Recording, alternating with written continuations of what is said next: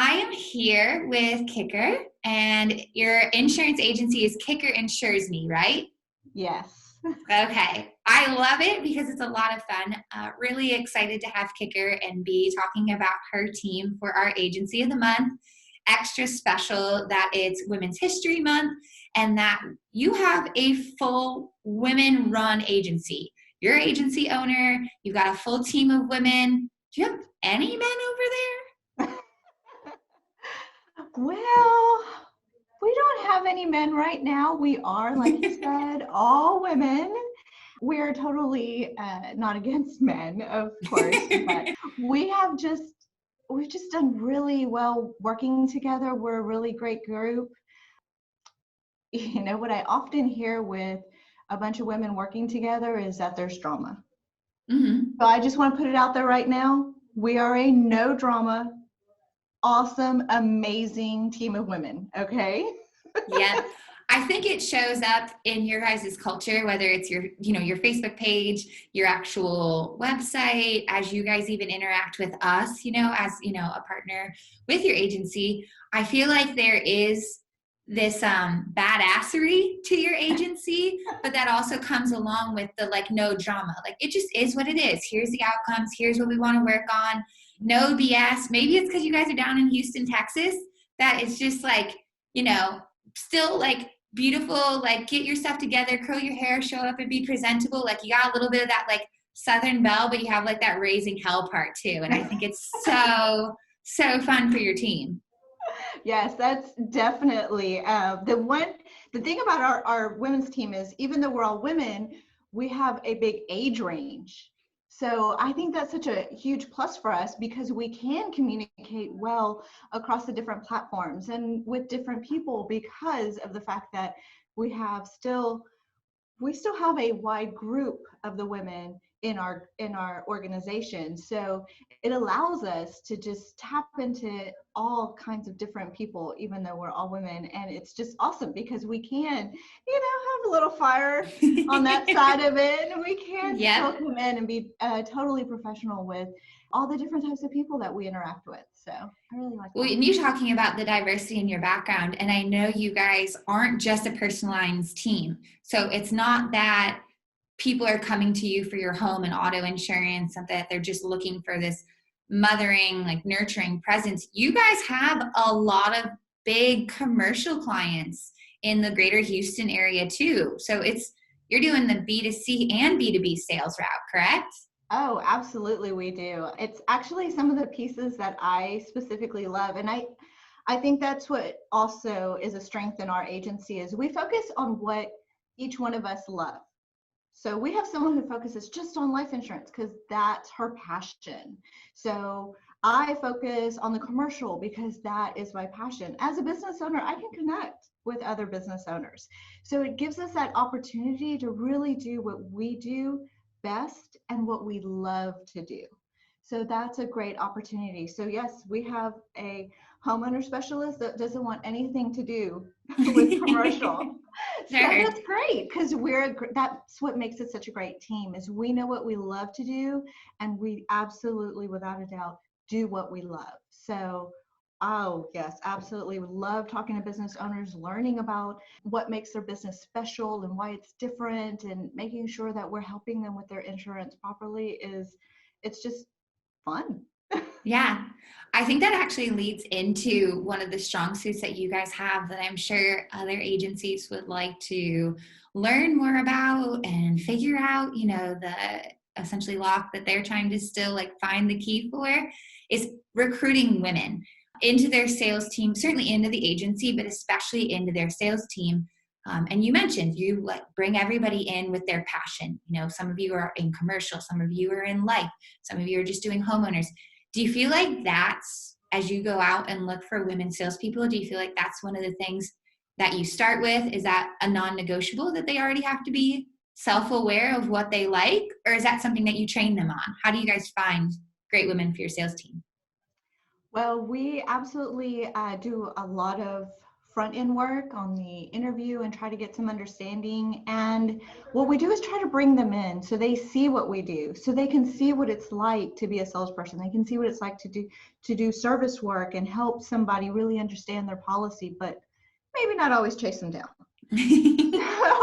So you really have an opportunity to come into our agency and see that, so you're not blindsided at any time. You know exactly what you're looking for.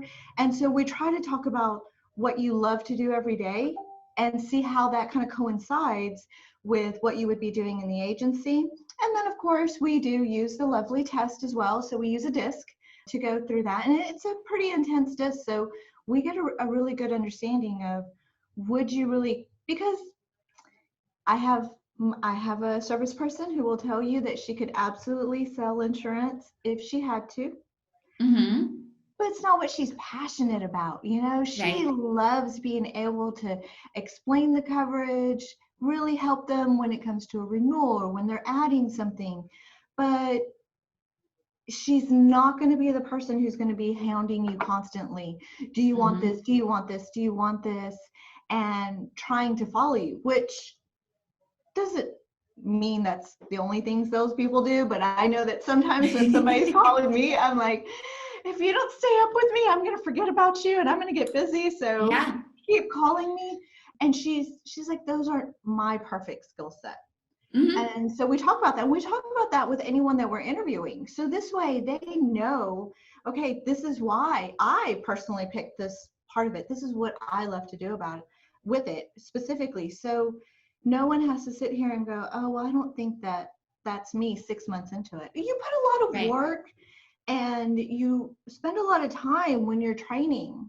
And so you want them to be at that perfect spot with you and know exactly what they're getting into. So that's why we do so much work on the front end, to really get an understanding. Who are you? What do you really want to do? And is this going to be the perfect fit? And if not, no hard feelings, and we will help you find that. It sounds like you guys are mutually transparent during your recruiting process too. You're helping them decide if your agency is a fit for their lifestyle, which I think a lot of agencies forget about. And then you're identifying whether they're a good fit for your agency. I think we spend so much time trying to recruit as an industry and just find people that are a good fit for us. And we forget that at the end of the day, if we really want 100% best effort, best outcomes from that person, that it needs to be something that they find to be fulfilling and a good fit as well. And it seems like you guys have put a lot of effort into that. Thank you. We absolutely have. And, you know, it takes practice over time, but that would absolutely be exactly how I would define what we try to focus on. And, you know, outside of that, it's also being a part of your community. What are you interested outside of that? That can tell a lot about a person and what you have going on in your life. So, you know, with some of us, you know, if we have kids or we have extended family that's maybe living with us and we're trying to take care of them, there's all kinds of situations there. So we want to make sure that we fit together well, both of us. That makes sense. You guys probably over the years, I'm sure, have learned from mistakes. You got into like tight spots where you kind of like end up almost like approaching the mistake. You know, how do you guys think about training women in sales? Like when you bring in somebody and you're like, this wasn't exactly a nail on the head. I love them. They fit our whole culture. Like you said, there's different age groups. There's different backgrounds for you guys. When you take somebody, let's call it your B player, how do you train them into being an A player? Because you guys have certainly done that very well. What's your training look like? And how do you feel like that's different for women in sales compared to, you know, some of the men that you guys have had on your team over the years too? Well, you know, what's interesting about sales is it has a lot to do with more self-confidence and how you're coming across to the other person that you're talking to. And sometimes we find that those are the little things that someone may need a little bit more help on, especially if they're a B. Sometimes it's not because they don't understand what they're doing or how to explain it. It's just that one little switch that we can flip and say, okay, I want you to present it this way. You know, the old adage when they were talking to you about when you're on the phone trying to talk to somebody, make sure it sounds like you're smiling and you're talking that way. They tell you to put a mirror up. I mean, Yes. You know Yeah. what I'm talking about, right? Oh yeah. Oh yeah. So that's kind of some of the little things that we try to do is we're listening to each other's calls. We also, while we have individual offices, we also have what we call our ballroom. So Hmm. we can all sit together and listen to each other. And I think that's where the best learning comes from. When we have our Monday morning meetings, we talk about, hey, this is what's worked for me. It was a struggle that I had before, and this is how I turned it around. And a lot of times it just has to be subtleties in the conversation, how you're saying it. Are you being confident when you say it? Does it sound like it's coming from a script, or did you really work on how you said that? And that has a tendency to really take it up a notch for a B player. They can really come in and do really well because of little things that maybe someone else is helping them notice. Right. So we approach everything as a team. Hmm. So we're all coming together to help each other and allowing each other to say, okay, listen to my call. What did you hear? What can I do better? And then being able to talk about it as a group as well. So we have where we work individually and then we work together as a team. So we try to hit it at all angles. I was just going to We're say female, though, remember? right, Yes. right. We're covering all our bases. Yes. I think that's probably important though, and I will give this even as feedback because you're saying all the things that I have had even on teams that were almost predominantly almost all men is culture, like the open culture, like you said, kind of the bullpen environment that everybody can hear what's going on, and routine, that the feedback is never so precise that you take it personally. Like you share that your team, it doesn't have drama. Yeah, if you sit in a bullpen and if you can like see me struggling and you lean over in a supportive way to help, or if the Monday morning meeting is always the routine where you get feedback, it's never, well, Kicker is being snide or dare I say bitchy to me. No, she's trying to help. She's constantly giving an opportunity to help. And I feel like that matters multi-generationally too.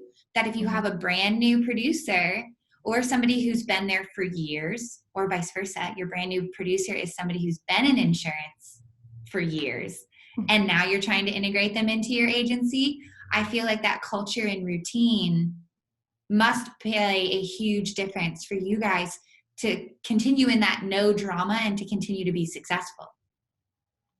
I would absolutely agree. And I love the way you place that because you're exactly right. It's exactly what we've tried to create is to make sure that the culture, that we're not just using words, right? That we're actually showing each other through action that this is truly what we mean, that we are truly a team, not just in words, but in action. And so that's how those routines is how we prove that action and how we show that we are supporting each other. So sometimes we ask for somebody who says, I heard Rosana say this a certain way, and that helped me. And so this way we can give each other kudos, and it's always supportive, very supportive environment, but it's not always where I have to fix something. Sometimes it's somebody coming to the table saying, this is how I fixed it, and this is how they helped me fix it. And it really makes a difference when you can do it with each other instead of always being the one to say, this is what you need to do. I think it's a little bit different for women. It helps that support. I mean, when you think of it, that's what you have your girlfriends for, right? Yeah, Your girlfriends absolutely. are all about support. So that's the same thing here is it's that support to help each other and lift each other up. Yeah, I love that. So you guys obviously have a wonderful culture internally, and you guys exude that, externally too. Like I said, we've seen it even in our interactions with you guys, which is why we decided, to select you guys as our agency of the month. What about externally as you do get into the man of the house in personal lines or a business owner that's in a man's man industry? Do you guys actually ever bump into situations where being an all-women team does become frustrating or it does become a roadblock? There is an occasion sometimes where that will still happen. Sometimes we can overcome it. Sometimes we can prove that, look, we've got the skills, we've got everything necessary to assist you. Sometimes it'll take them bringing in another person, another party to assist with it, and they'll be fine with it. Sometimes we can use our carrier partners to be able to bring in another perspective that will help the customer see, okay, they know what they're doing, they know what's going on. I can talk to these women. It doesn't happen very often, but it has happened when someone has said, I just want to talk to a man. I want to And bring it up because like it's the elephant in the room that I think a lot of agencies that even want to hire women get concerned about is like, is this woman going to hit a glass ceiling, or vice versa? I think there's also some of us that have looked at progress in a very appreciative way and thought we progressed entirely beyond it. And then suddenly they end up with a great woman sales producer in their organization who for the first time ever hits that wall, you know, finally comes across that commercial client that just wants to deal with the man, the agency owner, which for you guys turns out to be another, you know, woman. So that works well. But I think it's something that having an understanding of from the agency ownership and the agency leadership, how you can support someone going through that. And like you said, your carrier partners, just bringing in the rest of your team can really help build that rapport, that level of subject matter expertise. Are there other things that you run into that you think can help for an agency owner that like maybe has run into it, or even a woman sales producer that's probably listening and needs that kind of reaffirmation that they can get through it? well, like I said, bringing in your partners are probably the best thing to really help with that, because it's just that additional reminder that, hey, you've got this, it's fine. You'll be surprised how much your partners really want you to succeed too. So they're very much willing to help. Sometimes you can get an underwriter on the phone who's a man who can get through that roadblock. And I have to be honest, it's not like it happens all the time. It's very rare. But the other thing is you have somebody by the name of Kicker. And most of the time when people call, they're looking for Mr. Kicker. Mm-hmm. And so many times I have been the one who's received that phone call and they're like, wait, you're female? Like, uh-huh. Thanks for noticing. Yes, I'm female. And so sometimes they actually called with the intention of speaking to a man, thinking that Kicker was a man. And most of the time I can talk them off and we're fine and we can do business and everything works great. But there have been a handful of times where they will just tell me, I'm sorry, I just have to deal with a man, and they'll go in another direction. And it's one of those things where you're like, not everybody's going to love you. Yeah. Man or woman, not everybody's going to love you. So you just say, okay, next, and keep going. Yeah. I think we're really close. Like as an industry and even all the industries that we serve, I think we're really close. I think where we struggle is recruiting, you know, some amount of like biases and not having as transparent of a recruitment process. Training, like you said, a lot of times it's confidence. And there are so many stats out there that show, you know, if a woman's applying to a job even or a promotion, a man needs to only hit 7 of 10 requirements. And he's like, I'm applying, I got this. Yes. Versus a woman is like, I gotta be 10 out of 10. So our confidence threshold, even when you start training, is a little different. And then actually being in the thick of it, you could have that rock star person.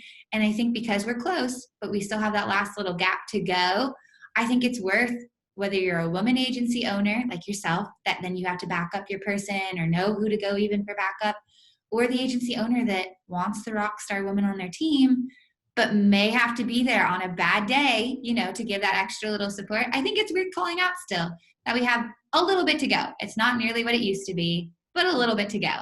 Yeah. Yes. I love the way you put that. That's exactly it. It's just a little more. I love proving them wrong too. It's extra fun to be in the position I think that we're in now. And I'm sure you get to have even more fun with it. I don't very often get confused that Catherine might be a man and get to prove them wrong that as a woman I'm still kicking ass. But as Kicker, that's got to be kind of extra fun to just be that like surprise little turn of the screw. Like, I run the agency. Thank you. Yes, I have to admit it is kind of fun sometimes. Love it. Well, thank you so much. Anything else, I guess, that you'd want to send out to all the women in insurance, all the women run agencies, or the guys that are trying to find those women? Any like last kind of sign off words of advice that you'd say, women in insurance, you got this, you can do it? Oh, well, I will always say, women in insurance, you've got this. You are absolutely a badass and you can handle any of it. I would absolutely put that out there because it's true. We are great at what we do and we're capable of all of this and more. And if you're struggling to find one, they're out there and you might need to be a little bit more creative because, like you said, they have a tendency to think they have to be perfect. And that could be why you haven't found them. So just remind them that they don't have to be perfect, that you're going to help them along the way, and you are absolutely going to find the perfect woman to fill that position. I love that. I'm excited for all of our agencies to have this. Again, congrats, Kicker and team. Thank you so much for joining us. One, thanks for being an awesome team just in the agency Zoom family. But two, thanks for joining and congratulations again. Thank you so much. Of course.